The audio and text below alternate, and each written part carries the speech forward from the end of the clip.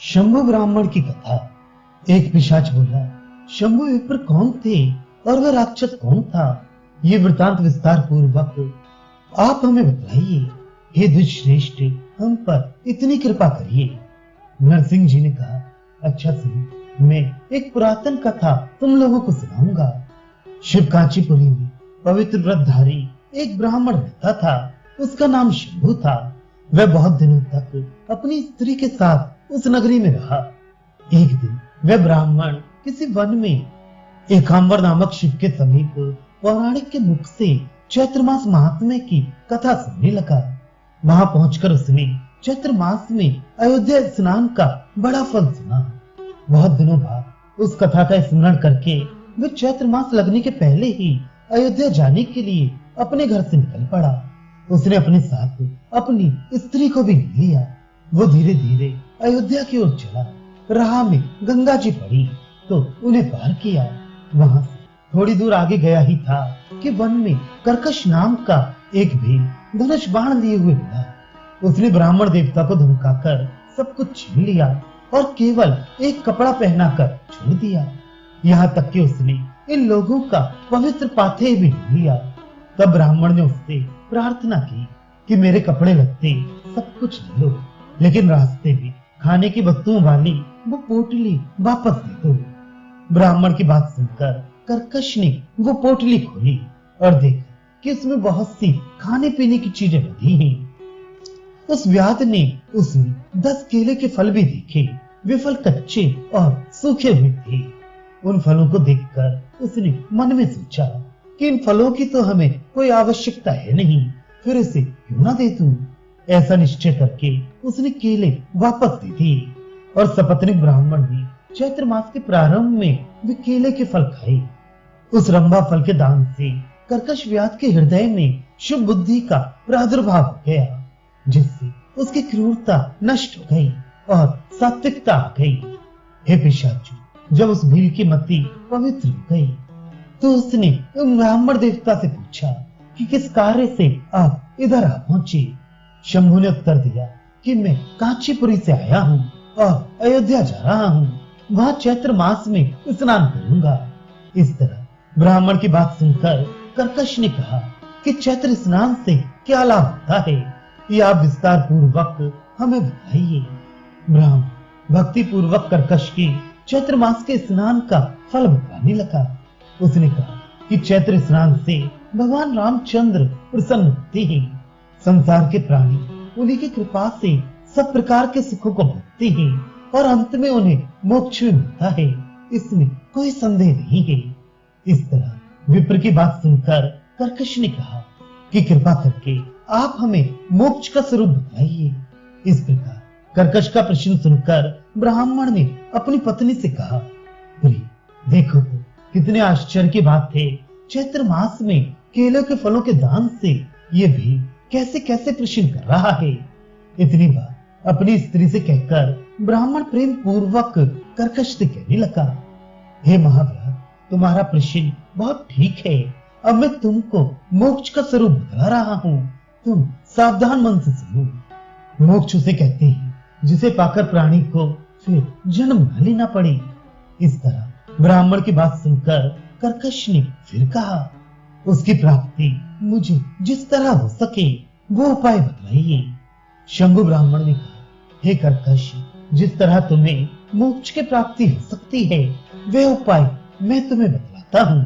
सुनो, जो मनुष्य स्त्री पुत्र गृह आदि की प्रीति का परित्याग करके रात में सब प्राणियों के संचालक भगवान जनार्दन का ध्यान करता है और बहुत तेरे पुण्यों से अपने चित्त को निर्मल करके उन्हीं के स्वरूप में लौ लगाए रहता है, वही प्राणी मुक्त होता है और कोई नहीं।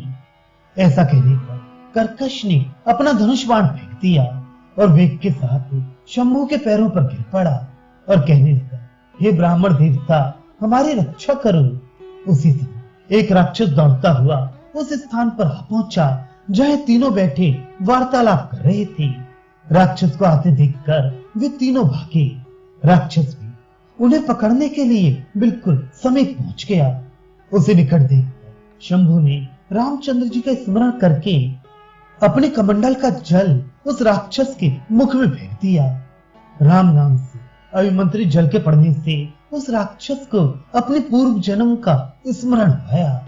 इसलिए वो दूरी खड़ा होकर ब्राह्मण से कहने लगा, हे मुनिराज, इस घोर राक्षस देह से आप मेरी रक्षा करिए। मैं आपकी शरण हूँ। आपके जलाभिषेक से मुझे अपने पूर्व जन्म का स्मरण आया है। इस प्रकार का कौतुक देखकर ब्राह्मण ने उस राक्षस से कहा, पहले तुम हमें ये बतलाओ कि इस राक्षस देह के किस तरह प्राप्त हुई। राक्षस ने अपने पूर्व जन्म का हाल बताना प्रारंभ किया। उसने कहा, इससे पहले मैं अपने कर्मों से पराट मुख एक ब्राह्मण था। उस समय मैं जैसे तैसे दान लेता हुआ दुराचार और व्यसनों में अपना जीवन बिता रहा था। उसी समय मेरी स्त्री बिना मुझसे पूछे ही चैत्र स्नान करने के लिए राम तीर्थ को चल पड़ी। मैंने उसे रास्ते में देखा तो पकड़ लिया और उससे कहा, अरे बिना हमसे पूछे तू कहाँ जा रही है? भयभीत होकर उसने उत्तर दिया कि मैं चैत्र स्नान करने के लिए राम तीर्थ अयोध्या जा रही हूँ। ऐसा करने से मैंने कोई पाप नहीं समझा, इसलिए चल पड़ी। ऐसी निष्कपट बात सुनकर भी मैंने उसे बहुत मारा और घर लौटा दिया। कुछ दिनों बाद मेरी मृत्यु हुई और यम के दूत पकड़कर मुझे यमलोक ले गए। चित्रगुप्त ने मुझे देखा तो बहुत धिक्कारा और धमकाकर यमराज से कहा, हे धर्मराज, इस पापी ने अपनी स्त्री को चैत्र स्नान से रोका था, अतएव ये पहले राक्षसी योनि को भोग कर नरक भोगने का अधिकारी है। इस प्रकार चित्रगुप्त की बात सुनकर धर्मराज ने अपने अनुचरों को आज्ञा दी कि इसे किसी निर्जन वन में राक्षसी योनि दे दो। इसके आज्ञा अनुसार यमदूत मुझे इस वन में छोड़कर लौट गए। तभी भूखे प्यासे रहकर मैंने 35,000 वर्ष बिताई ही।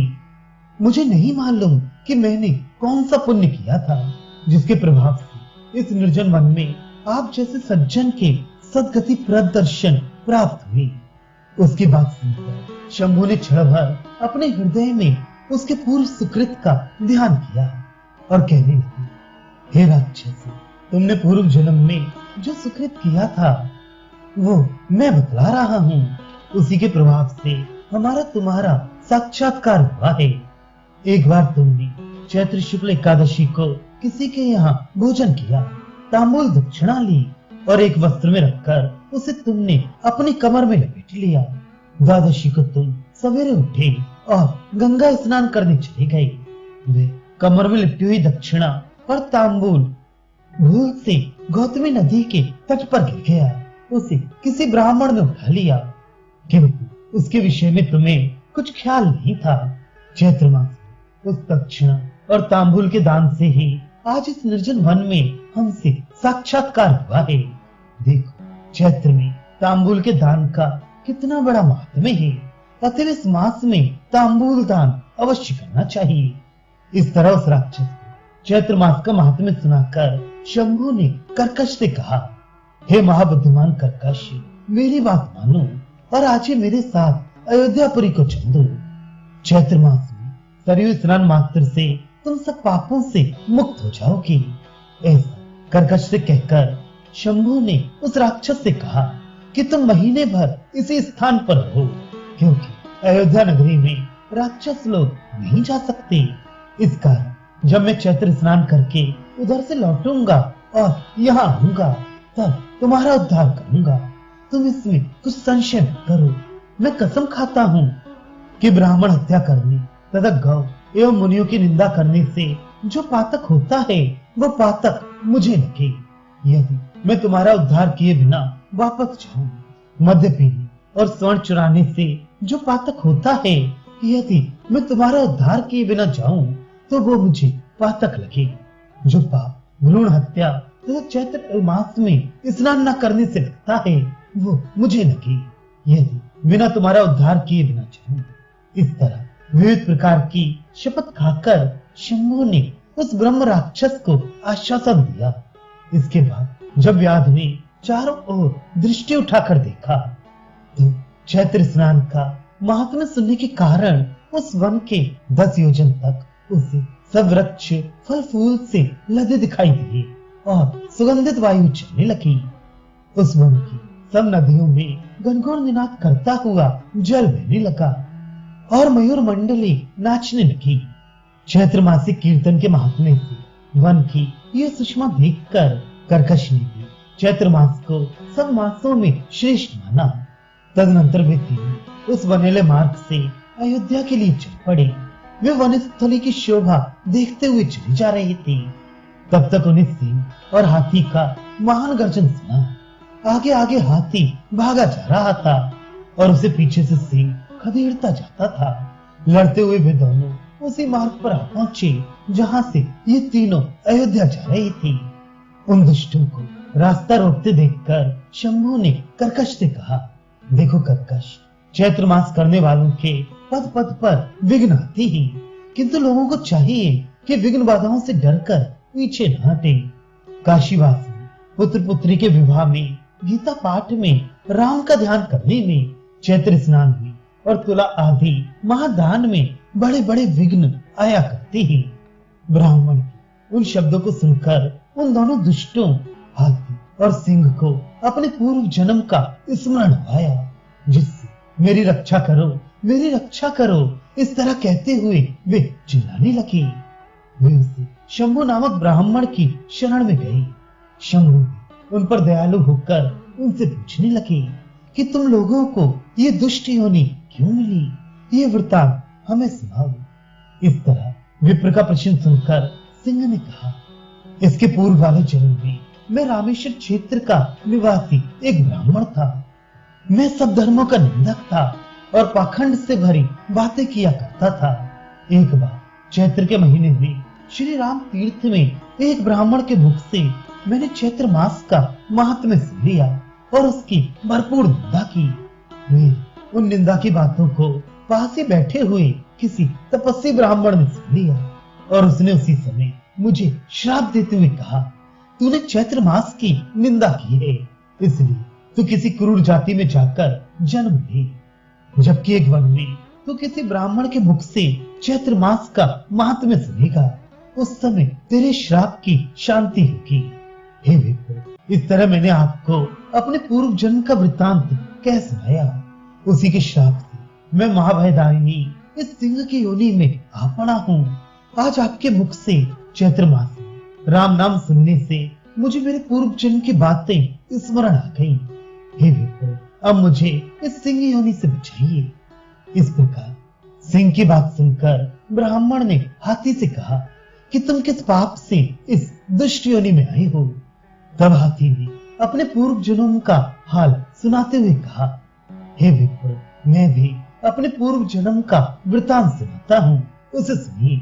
उस जन्म में मैं कावेरी नदी के उत्तरी तट पर रामनाथपुर नामक नगर में बड़ा दुराचारी, सब शास्त्रों से पराडमुख, धन के मत से मतवाला और वैश्यालंपट ब्राह्मण था। एक बार चैत्र मास में नवमी को मेरे किसी मित्र ने श्राद्ध में भोजन करने के लिए मुझे निमंत्रण दिया। तदनुसार हे दुष्श्रेष्ठ, नवमी के दिन मैंने मित्र के यहाँ भोजन किया।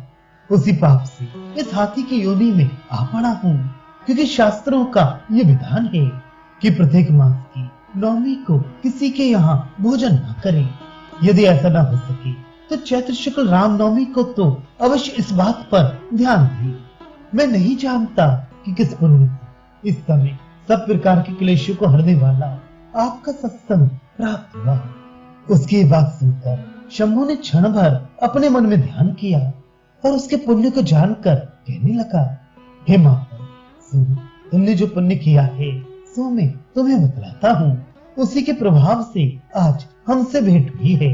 अब तुम घबराओ मत, मैं तुम्हारा हर तरह से उद्धार करूंगा। उस जन्म में तुमने रमणीक कावेरी के तट पर स्थित रामनाथपुर में श्री रामनवमी को राम की कथा सुनी थी। उस दिन तुमने राम तीर्थ में स्नान और रामेश्वर शिव का दर्शन भी किया था। उसी पुण्य से आज इस वन में हमसे भेंट हुई है। अब हे मातंग और सिंह, मेरी बात सुनो। मैं इस समय चैत्र मास का स्नान करने के लिए अयोध्या जा रहा हूँ। स्नान करके जब मैं कांची की ओर लौटूंगा, तब यहाँ आकर तुम दोनों का उद्धार करूंगा। मेरी बात पर किसी प्रकार का संदेह मत करना। तुम्हारे विश्वास के लिए मैं शपथ खाता हूँ। यदि मैं तुम्हारा उद्धार किए बिना जाऊं तो परस्त्री गमन करने और मित्र को मारने से जो पातक लगता है, मैं उस पातक का भागी बनूं। जो पाप ब्राह्मण का धन हड़पने और माता की निंदा करने में होता है, उन सब पापों का भागी बनूं। यदि तुम्हारा उद्धार किए बिना जाऊं। इतना कहकर उस श्रेष्ठ ब्राह्मण ने अपनी स्त्री तथा उस भील को साथ लिया और वहां से अयोध्या के लिए चल पड़ा। उसने हाथी तथा सिंह को उस वन में ही छोड़ दिया। रास्ते में शंभु ने एक कांवा रथी विप्र को देखा, जो रामेश्वर शिव जी के लिए गंगा जी का उत्तम जल लिए जा रहा था। उसे देखकर शंभु ने पूछा, हे विप्र, इस समय तुम कहां से आ रहे हो और कहां जाओगे? उसने उत्तर दिया, हे ब्राह्मण श्रेष्ठ, इस समय मैं प्रयाग से आ रहा हूँ और चैत्र स्नान करने के लिए अयोध्या जा रहा हूँ। अब आप अपना वृतांत बतलाते हुए कहिए कि कहां से आए हैं और कहां जाएंगे। ब्राह्मण का प्रश्न सुनकर शंभु ने कहा कि मैं शिवकांची से आता हूँ और अयोध्या जा रहा हूँ। हमें भी चैत्र स्नान करना है। इस प्रकार शंभु की बात सुनकर ब्राह्मण ने कहा कि हे द्विज, शिवकांची में कोई शंभु नाम का ब्राह्मण रहता है। ब्राह्मण की बात के उत्तर में शंभु ने कहा कि शिवकांची में बहुत से शंभु नाम के ब्राह्मण हैं। आप किस शंभु को पूछते हैं? जिसे पूछते हो उसका गोत्र और उपनाम बताइए। शंभु की बात सुनकर उस ब्राह्मण ने कहा कि जिन्हें मैं पूछता हूँ वे भारद्वाज कुल में उत्पन्न हुए हैं और चक्र गोपी उनका उपनाम है। वे महादेव के पुत्र हैं। वे सब वेदों और शास्त्रों को जानते हैं। उन शंभु को आप जानते हैं या नहीं, सो बतलाइए। इस तरह ब्राह्मण के मुख से अपना गोत्र और उपनाम आदि सुनकर शंभु ने कहा, हे ब्राह्मण श्रेष्ठ, तुम शंभु को क्यों पूछ रहे हो? मुझे विस्तार पूर्वक बतलाओ, इसमें किसी प्रकार का संदेह न करो। कार्तिक ने कहा, हे विप्र, जिसलिए मैं उन्हें पूछ रहा हूँ सो बतलाता हूँ। जबकि मैं गंगा सागर का दर्शन करने गया था तो सीता कुंड के समीप कैकट देश में मुझे एक उग्र रूपधारी पिशाच ने देख लिया। वो मारने के लिए बिल्कुल मेरे पास आ पहुंचा। मैं उसे देखकर जोर जोर से राम नाम का कीर्तन करने और भय से कांपने लगा। राम नाम के कीर्तन से वो भाग खड़ा हुआ और मेरे पास से थोड़ी दूर पर रुककर कीर्तन सुनने लगा। उस कीर्तन के श्रवण से उसे अपने पूर्व जन्म का स्मरण आ गया और जोरों के साथ त्राही त्राही कहकर चिल्लाने लगा। मैंने उससे पूछा कि तुम इस पिशाच शरीर को क्यों प्राप्त हुए हो, सो मुझे शीघ्र बताओ। मेरी बात सुनकर पिशाच ने कहा, हे विप्र, पूर्व जन्म में कांचीपुरी निवासी मैं डुंडी नाम का ब्राह्मण था। उसकी बात सुनकर मैंने कहा, किस उपाय से तुम पिशाच योनि से मुक्त होगे? ये सुनकर उसने कहा कि यदि चैत्र अमावस्या को मेरा पुत्र मेरे लिए अन्नदान करे तो तत्क्षण मेरा उद्धार हो जाए, इसमें कोई संशय नहीं है। इस प्रकार उसकी बात सुनकर मैंने पूछा कि तुम्हारा वो लड़का कहाँ रहता है, सो हमें बताओ। इसके बाद उसने मुझे सब परिचय बता दिया जो अभी मैंने आपसे कहा है। फिर मैंने कहा, हे पिशाच, मैं इस कांवर में गंगा जल लिए रामेश्वर शिव पर चढ़ाने जा रहा हूँ। कुछ दिनों बाद जब मैं दक्षिण दिशा की ओर लौटूंगा तो कांचीपुरी अवश्य जाऊंगा। वहां पहुंचकर तुम्हारे बेटे को तुम्हारा सब समाचार कह सुनाऊंगा। मेरी बात सुनकर वो बहुत प्रसन्न हुआ और मुझे बार बार प्रणाम करके उसने कहा, हे विप्र, मेरा वृतांत मेरे पुत्र से अवश्य कहिएगा। आपने मेरी जो अवस्था देखी है, जो कुछ मैंने आपको बतलाया है और इसके अतिरिक्त भी जो उचित समझिए वो मेरे लड़के से कह दीजिएगा। सुनता हूँ कि चैत्र मास में अन्नदान करने का बड़ा महात्म्य है, इसलिए तो चैत्र मास में मेरे उद्देश्य से अन्नदान करो। ऐसा कहकर उसने मुझे शपथ दिलाई कि यदि आप ख्याल करके मेरे संदेश को मेरे पुत्र से नहीं कहेंगे तो हे महामती, आपकी यात्रा व्यर्थ हो जाएगी। उसकी बात सुनकर मैंने बारंबार उसे सांत्वना दी और चैत्र स्नान करने के निमित्त अयोध्या चल पड़ा। महाफलदायी चैत्र मास के स्नान करने के अनंतर जब मैं कांची जाऊंगा तो उसके पुत्र को पिशाच का संदेश सुना दूंगा। इसलिए मैंने आपसे शंभू के विषय में पूछताछ की है। इस तरह अपने पिता की हालत सुनकर शंभू मूर्छित हो गया। उसकी दशा देखकर उस भील और ब्राह्मण ने उसको बहुत कुछ आश्वासन दिया। होश में आने पर शंभू ने कहा, हे कार्तिक श्रेष्ठ, जिस शंभू के बारे में आप पूछ रहे हैं वो मेरा ही हूँ। मेरे बराबर अधम और कोई नहीं हो सकता। मुझ अधम पुत्र ने अपने पिता की मुक्ति के लिए कुछ भी अन्नदान नहीं किया। मेरे जन्म को धिक्कार है। मैं अब आपके कथनानुसार इस चैत्र मास में अवश्य अन्नदान दूंगा। ऐसा कहकर शंभू चल पड़ा और रम्य अयोध्या नगरी को दूर से देखकर स्त्री पुरुष शंभू पथिक एवं भील ने प्रणाम किया और शंभू ने कर्कश से कहा, हे महाभील, इस अयोध्यापुरी को देखो जिसमें स्नान करने के लिए करोड़ों मनुष्य आए हुए हैं। महान जन समुदाय की ध्वनि मेघ गर्जन के समान सुनाई दे रही है। उड़ती हुई विविध प्रकार की पताकाएं इंद्रधनुष के समान दिख रही हैं। बाजों की मनोहर ध्वनि सुनाई देती है। अग्निहोत्र के धूम से सारा आकाश मंडल भर गया है। हे कर्कश, यहाँ कैलाश शिखर के समान उज्जवल और ऊंची अट्टालिकाएं दिख रही हैं। नई नई अटारियों और परखाओं से सारी नगरी घिरी हुई है। ऊंचे ऊंचे भवन बने हैं और उनमें सैकड़ों पताकाएं फहरा रही हैं। आकाश को चूमने वाले बड़े बड़े भवनों पर स्वर्ण के कलशों से अयोध्यापुरी शोभित हो रही है। रत्न में खचित और स्वर्ण से मंडित दरवाजों से भरी नगरी उनके खुलने और बंद होने पर ऐसा लगता है कि वो पलके खोल और मूंद रही है। पताका रूपी आंचल पवन द्वारा उड़ने से ज्ञात होता है कि ये नगरी दूर ही से पथकों को बुला रही है। इस नगरी ने अपनी शोभा से पाताल लोक को भी नीचा दिखा दिया है। अब केवल अमरावतीपुरी को जीतना बाकी है। सो ऐसा लगता है कि प्रासाद रूपी शूल को लिए ये पुरी उसे भी जीतने की तैयारी कर रही है।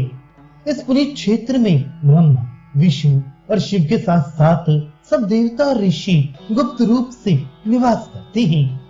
यहाँ के निवासी कुबेर को जीतने के लिए और दान तथा भोग के वास्ते धन बटोर रहे हैं। इसी पुरी में सदा आनंद छाया रहता है। जहाँ के निवासी ब्राह्मणों के पैर इंद्रादि देवता भी धोया करते हैं, तब वे भला किसके वंदनीय न होंगे। यहाँ के विप्र उदारता में कल्प वृक्ष, गंभीरता में समुद्र, क्षमा में पृथ्वी, जंगमों में वेद तथा दारिद्र्य रूपी महान समुद्र के शोषण में अगस्त के सदृश हैं। संसार के सब राजे इनको मस्तक झुकाकर प्रणाम करते हैं। इनको धर्म, अर्थ, काम और मोक्ष इन चारों पदार्थों में से किसी की भी कमी नहीं रहती। ये आनंद के साथ ब्रह्मचर्य, गारहस्थ्य, वानप्रस्थ एवं संन्यास इन चारों आश्रमों का उपभोग करते हैं। यहाँ पर चारों वेदों के अनुसार 4 वर्ण के लोग निवास करते हैं। हे वनिच्य, यहाँ ज्ञान और समाधि के बिना ही कीट पतंग आदि के लिए भी मुक्ति सुलभ है। यहाँ पाप रूपी गणों का जल पीने के लिए योग और मोक्ष की निशानी बनकर सरयू का जल शोभित हो रहा है। देखो ना, इस स्फटिक मणि की बनी सीढ़ियों पर मुनिगण बैठे हुए स्तुति कर रहे हैं। अयोध्या की उत्तर दिशा में इन नीलमणि से बने मार्ग के समान सुंदर सरयू नदी बह रही है। ये रामचंद्र जी का दिव्य और ऊंचा प्रासाद है, जिसमें ऊंचे कंगूरे बने हुए हैं। इसके आसपास के मार्ग कश्मीर के पत्थरों से बने हैं। इस ओर सीता का महाभवन दिखाई पड़ता है, जिसमें रत्न के तोरण और स्वर्ण के स्तंभ लगे हुए हैं। जहाँ तक स्फटिक मणि के पत्थर लगे हैं, जिससे ये चित्र विचित्र मालूम पड़ रहा है। राम तीर्थ के पास सीता राम का एक दूसरा भवन स्वर्ण से बना है। उसमें भी विचित्र पत्कार की पताकाएं लगी हैं और सुंदर कलश सुशोभित हो रहे हैं, जिसमें तपाई स्वर्ण तथा रत्नों की कलश है। सुंदर प्रवाल और वैदुर मणि की दीवारें बनी हैं। इसके भी आसपास स्वर्ण के मार्ग बने हैं। ये श्री लक्ष्मण जी का भवन है। वे सामने का भवन, जिसको बनाने में विश्वकर्मा की सारी चातुरी समाप्त हो चुकी है, श्री भरत जी का भवन है। इसमें भी स्वर्ण के तोरण लगे हुए हैं। रत्नों से बनी दीवार वाला ये रम्य प्रसाद शत्रुघ्न जी का है। अतिशय ऊंचा और स्फटिक मणि से बनी दीवार का ये 16वें प्रासाद वायुपुत्र श्री हनुमान जी का है, जिसमें मोतियों की झालरें लगी हैं। सुदर्शन चक्र एवं गरुड़ के चिन्ह से चिन्हित पताकाएं फहरा रही हैं। बाल सूर्य की तरह सुंदर ये भवन पुष्का है। बहुतेरे रत्नों से विराजित ये लव का दिव्य भवन है, जिसमें बने हुए चित्र स्त्रियों का मन मोह लेती है, जहाँ योगियों की भी आंखें पहुंचकर रागमय बन जाती हैं। जिस नगरी के भवनों में विविध प्रकार के रत्नों की पच्चीकारी की हुई है, जिसमें बाहर की भूमि स्वर्णमयी है, जिसकी अटारियां स्वर्णकूट की तरह देदीप्यमान हो रही हैं, ऐसी अयोध्यापुरी को देखो, जिसके प्रांगण को धोती हुई ये सरयू नदी विराजमान है। आकाश को छूने वाले बड़े बड़े प्रासादों के कलशों से सुशोभित ये पुरी साक्षात चित्रकेतु गंधर्व की पुरी के समान सुंदर दिख रही है। दिव्य प्रवाल मणि से बने हुए कपाट जिसमें लगे हैं और स्वर्ण की दीवारें बनी हैं, ये अंगद का भवन है।